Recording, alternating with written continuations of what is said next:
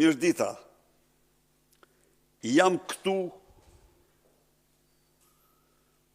për të shprehur dhe njëherë mbështetjen më të fuqishme të Partisë Demokratike për protestën madhështore të rinisë dhe qytetarëve të Tiranës dhe mbar Shqipërisë. Protestë e cila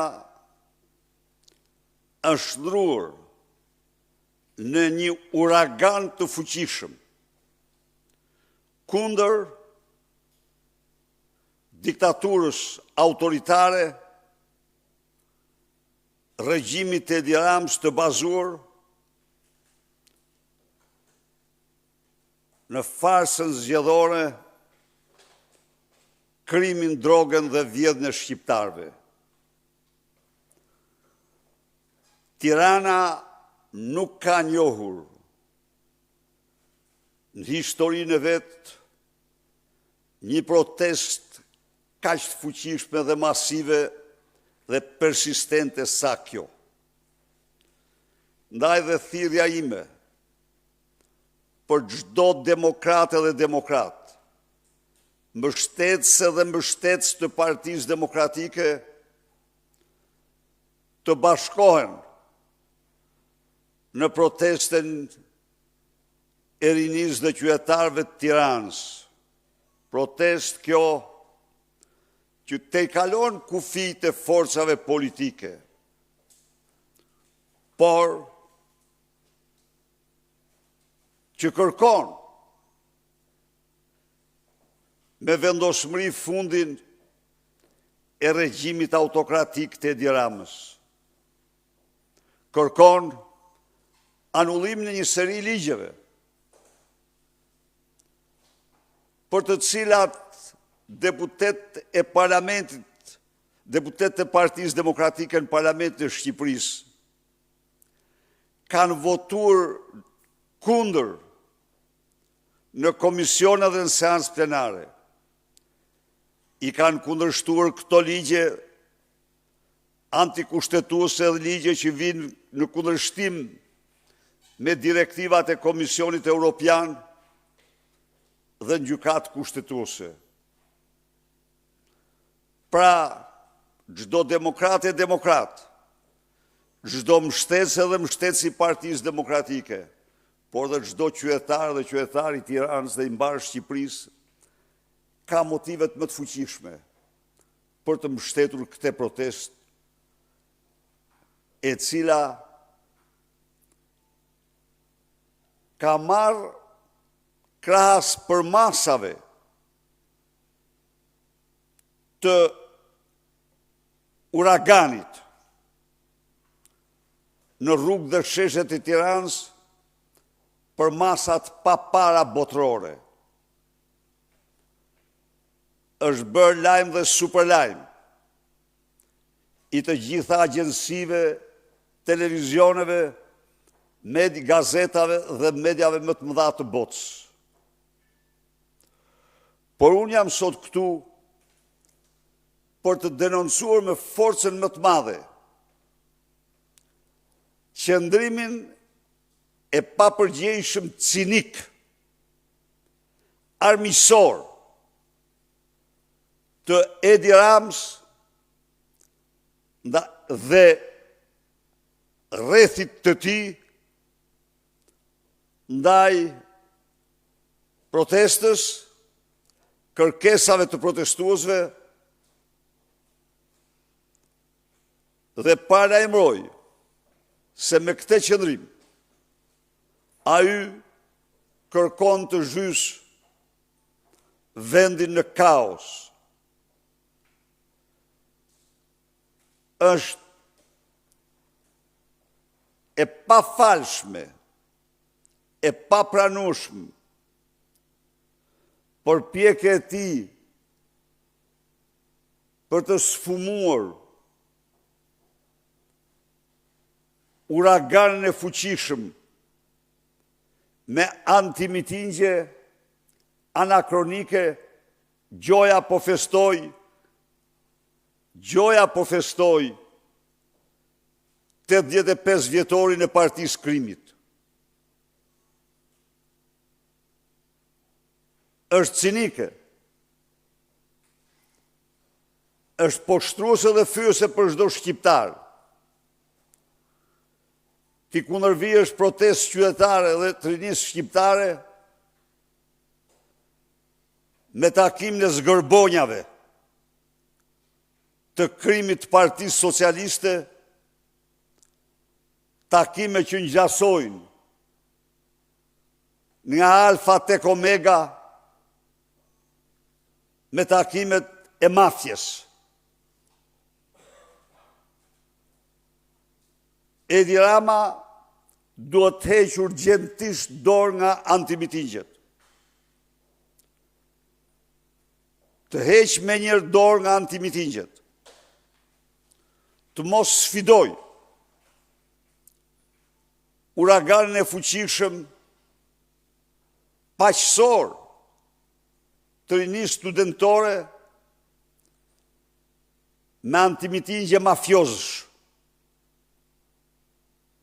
banditësh, delinkuentësh.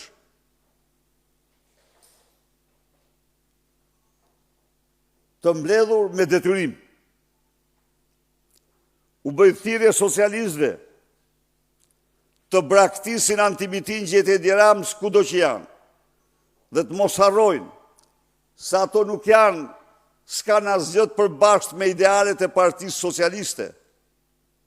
Se ajo parti ka marrë fund se ekziston, është shndruar në rivdekjen e saj, që rilindja gjoja, që e varrosi Partinë Socialiste. Ndaj dhe edhe njëherë dënoj me forcën më të madhe, i bëj thirrje opinionit publik ndërkombëtar, atij politik dhe atij publik të mbështesin fuqishëm këtë protestë, e cila ka përcaktuar si mision shpëtimin e Shqipërisë nga diktatura autoritare apo narkoregjimi i Edi Ramës.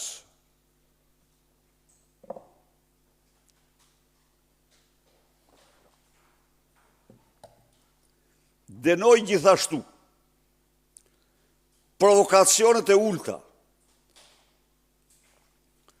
të Edi Ramës ndaj protestuesve, epitetet, fiksimet, halucinacionet e tij. Njëri paraqet agent të fuqive të huaja,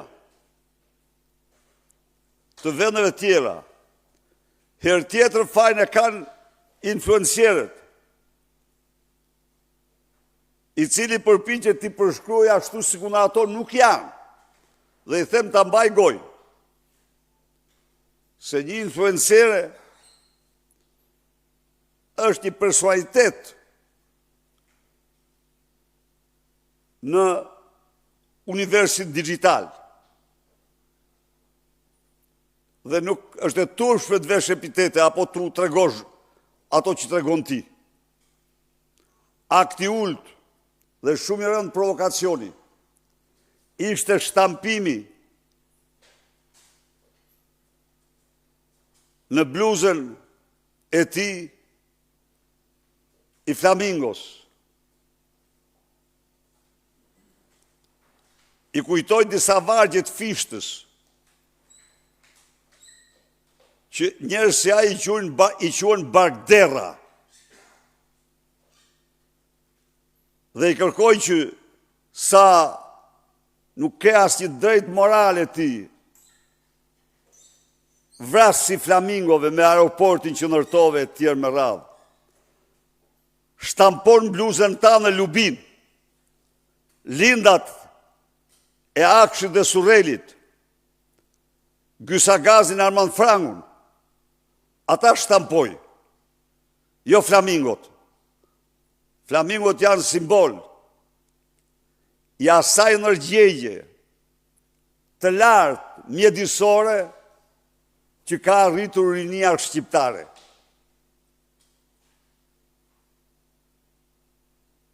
Flamingot po mbrohen nga ata qytetarë, pasi ti anullove çdo ligj në kundërshtim me kushtetutën për t'i zhdukur ato. Dhe tani, për të bërë sikur s'është gjë, na vesh dhe një bluzë me flamingo. Bluzën vishe me lubin. Po. Vire dhe dy lindat, njërin një krah, tjetër në krahun tjetër. Mos harro Gysin dhe Armand Frangun. Këto të shkojnë ty. Leri provokimet, bëj zgjidhjen politike. Nuk ka absolutisht, je i pa shpresë. Faleminderit.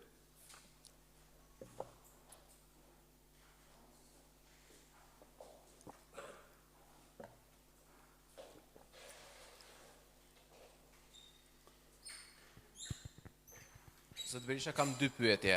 E para, lidhur me lajmi që erdhi nga Shtetet e Bashkuara të Amerikës për heqjen e sanksionit ndaj jush për lejimin e udhëtimit në Shtetet e Bashkuara të Amerikës.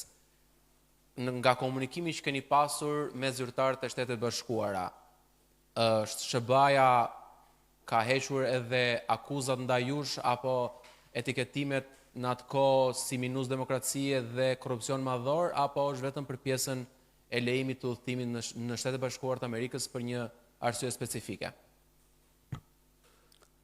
Së pari, duhet falënderoj përzemërsisht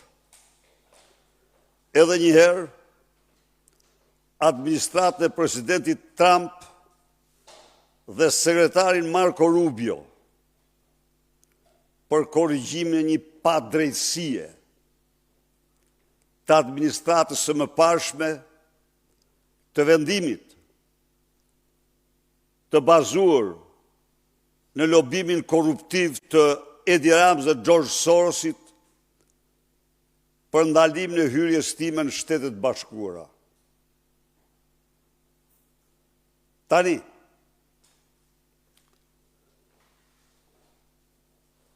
dy gjëra do të theksoj. Departamenti i Shtetit ka dhënë përgjigjen më të qartë se nuk është në listën, është hequr nga lista e atyre që nuk mund të hyjnë në Shtetet Bashkuara. Ai dhe familjarët e tij. Familjarët e tij. Dhe personat tjerë që s'kan lidhje me mua janë po. Tani, edhe djeja u theksova. Sali Berisha s'ka qenë kur non grata. Shpallja non grata bazohet në konvent të Vjenës. Kurse dezinjimi për mos hyrje në territorin e Shteteve të Bashkuara ka në bazë një ligj të Kongresit Shteteve të Bashkuara, pra është ligj i brendshëm. Këtu jemi të qartë. Pse është bërë kjo ngatres? Është bërë kjo ngatres sepse për shumicën e njerëzve e marrin të tillë dhe unë nuk kisha normal të angazhohesha në beteja semantike në një kohë kur unë po angazhohesha në thelbin e çështjes. Thelbin e çështjes. Thelbi i çështjes zotëri është ai që Departamenti i Shtetit deklaroi se Sali Berisha mund të hyjë në Shtetet e Bashkuara dhe ky vendim është marrë për interesat të Shteteve të Bashkuara. Pikë. Së dyti, ky vendim nuk është vetëm për personin, por është dhe për familjen e tij. Çdo interpretim tjetër është i atyre që kërkojnë të ushqehen me mashtrimet e veta. Nuk kam bërë asnjë lloj kërkese për asnjë lloj rrethane shtetësore apo tjetër siç duhet të mashtrojnë ata që ushqehen me gënjeshtat e tyre. Kam bërë kërkesë, në gjykat kam shkuar, rast unik në historinë e planetit për këtë çështje dhe jam drejtuar instancave shtetërore pas ndryshimit të administratës. Nuk u jam drejtuar para ndryshimit të administratës, ndonse unë kisha njohje personale, duke filluar nga kreu i asaj administrate tek punojës të tjerë. Por nuk kam bërë atë. Jo. Pra, kjo është e vërteta. Çdo interpretim tjetër, lexoni ato sqarime që ka dhënë Departamenti i Shtetit për një seri media shqiptare. Pyetje tjetër. Për të mos rënë pre e dezinformimit, kjo heqjen non grate për qytetarët ta kuptojnë më thjesht, apo lejimi i juaj dhe familjes së për të shkuar në Shtetet e Bashkuara, është produkt i lobimit apo është produkt i një vendimarrje vetëm i Departamentit Amerikan të Shtetit? Është një produkt në përputhje me ligjet e plot, në përputhje të plot me ligjet që kanë Shtetet e Bashkuara. Me ligjet e Shteteve të Bashkuara. Këtu nuk do të kemi, sepse... Një minut. Mund të bësh çdo përpjekje ti, po në qoftë se zyrtarët e Shteteve të Bashkuara e konsiderojnë jo të përshtatshme për vendin e tyre, çdo gjë përfundon në hiç. Por unë me që jam këtu, thash, falënderova administratën e president tam dhe sekretarin Rubio, falënderoj familjen time, bashkëpunëtorët e mi të ngushtë, falënderoj të gjithë antarët dhe antarët e Partisë Demokratike, mbështetësit e saj, miqtë e mi në Shqipëri dhe kudo që janë, për solidaritetin e tyre të jashtëzakonshëm që kanë treguar ndaj meje në sagën time për të vërtetën dhe dignitetin njerëzor. Falënderoj ata 500.000 shqiptarë që në kushte më të vështira, më të jashtëzakonshme, të farsave të shëmtuara elektorale, votuar Partitë Demokratike dhe Sali Berishër me mbi 500.000 votash. Ndaj dhe unë ftoj qytetarët demokratë vazhdojnë betejën tonë gjerë në realizimin e misionit tonë rikthim në votës lirë dhe të opozitës në pushtet. Faleminderit. Zoti Berisha, meqense ky sankcionim tashmë ra, do të planifikoni një udhëtim drejt Shteteve të Bashkuara të Amerikës? Natyrisht, pa diskutim që unë do shkoj në Shtetet e Bashkuara të Amerikës, por do ta koordinoj me miqtë mi udhëtimin. Tani për tani fillon një periudhë pushimesh kudo, përveç se unë s'kam normal të bëj pushime, po sa po mjedisi mos jetë kaq festiv me pushime, unë do shkoj. Një temë tjetër, në 30 maj nisi ripërtëritja e Partisë Demokratike, por duket se ka ngecur procesi i ripërtëritjes. Këshilli Kombëtar nuk po mblidhet ende.